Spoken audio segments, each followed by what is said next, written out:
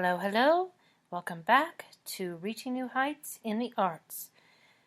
This is Dana Susan Beasley of angelarts.biz, and today I'm going to read to you from our book, Fairy Tales for Reluctant Readers, and I'm going to start with a poem written by my nephew, Nathan Creed, The Fate of the Dragon. Verse 1. Long ago in kingdom far, there dwelt a princess like a fallen star, whose beauty shined with golden light, and suitors ventured from far and wide. A dragon's greed, evil and vile, brought his shadow close in mile. The city tall, vast and great, soon hid behind their sturdy gates. Verse 2. The star's sweet beauty held fast the beast, in deep desire hungry for feast. The dragon came and took the youth far away to a mountain's view. Verse 3. The king did call to knight and prince with promise to wed the princess. No knight or prince rose to challenge, but only a poor boy with staff in hand. Weak, thought they, this boy, this knave, but sword and shield they gladly gave. Verse 4. Over hill and over stone the boy did climb, until at last deep lair he found. Atop black mountain with cruel stones ablaze, the dragon's lair was a wicked cage. The youth did slumber, bound by chains, beside the beast asleep in slumber. With sword and shield the boy broke her bonds, and ran with speed to escape the dragon's teeth. Verse 5. Atop the mountain the dragon rained fire upon the young man and fallen star. With magic in hand the star let fly a spear of light, which struck the beast. Like thunder and quake the beast fell below. Its red eyes did dim until vacant from glow. The kingdom rejoiced, the princess saved, the boy now a man, and wed to Princess Marie.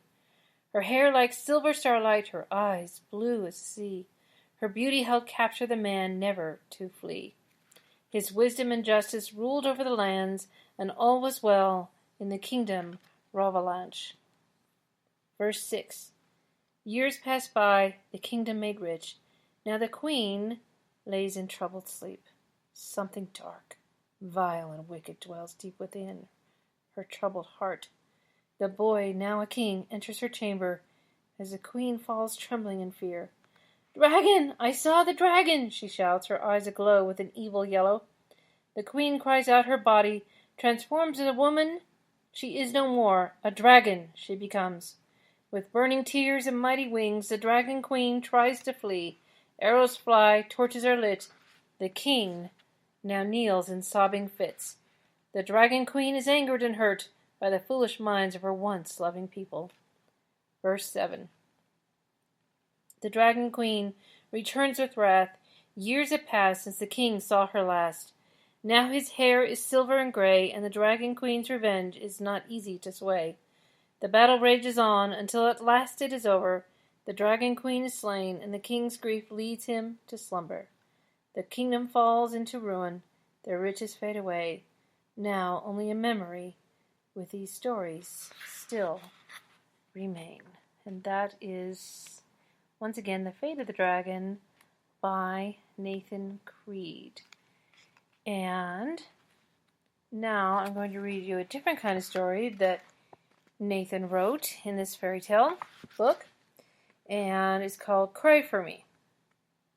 And it begins with sort of a prologue quote.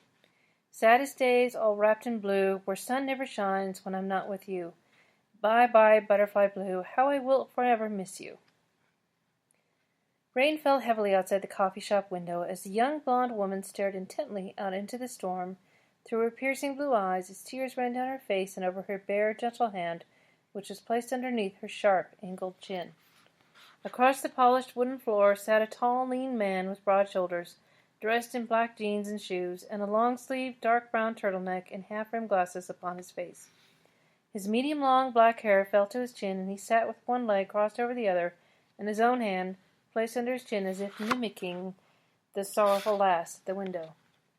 The man stared at the woman without blinking until he took a deep breath, and he too began to shed tears down his face. I understand, the man said quietly to himself. The immense feeling of depression and loss filled him to the core of his being. It was not an angry or jealous loss feeling, not the kind one gets from having a loved one cheat or leave, but rather the loss one feels when a dear relative or lifelong friend dies, a deep, empty despair, where one never knows how to go on through life's journey. All this and more was clear for Adler, the empath. The sound of smooth jazz filled the local coffee shop.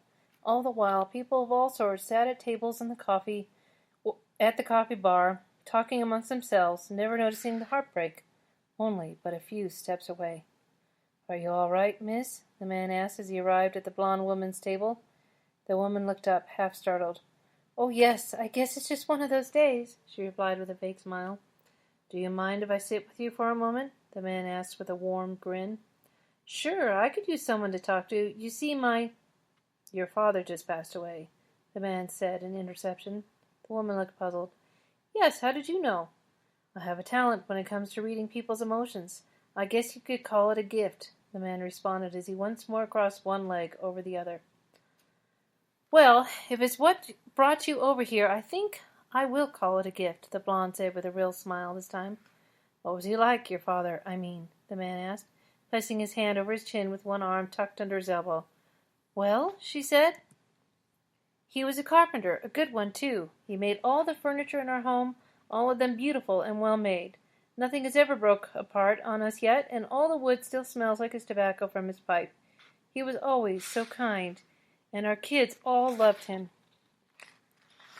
She began to tear up again, as did the man at the same moment. "I know you really loved him, and now his memory will live on through you and your family, and even more, now I have a part of him in my life, and I am glad that I too know something about him."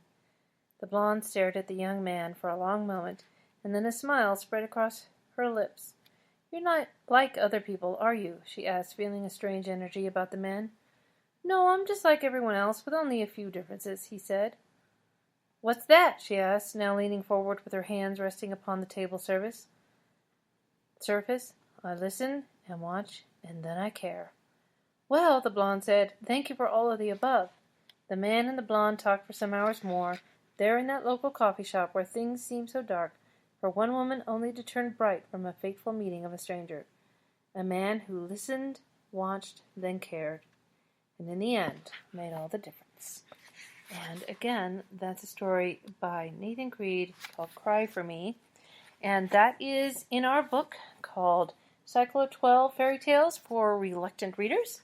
And there are 12 fairy tales in this book, and the reading level goes from about first grade to fourth or fifth, I think, and it's designed specifically for kids who have a hard time reading, who get overwhelmed by long stories, and get bored easily. So these are very exciting stories that Nathan and I wrote. So check it out on Amazon or on our website, angelarts.biz/store. All right, so thank you for listening, and be sure to tune in next week on Saturday, and we will read some more fairy tales. All right, this is Dana Susan Beasley of angelarts.biz. Together, may we reach new heights in our lives and beyond.